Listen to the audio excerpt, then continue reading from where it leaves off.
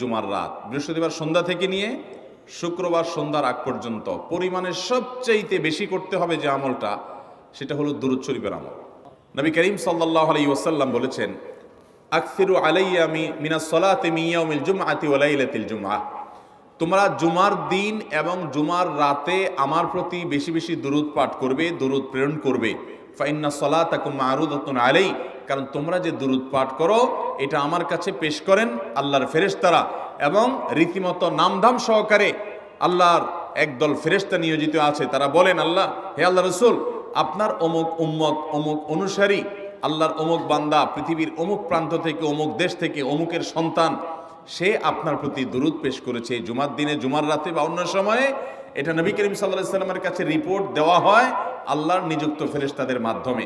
এই জন্য শুক্রবার দিন এবং রাত, অর্থাৎ বৃহস্পতিবার সন্ধ্যা থেকে নিয়ে শুক্রবার সন্ধ্যা পর্যন্ত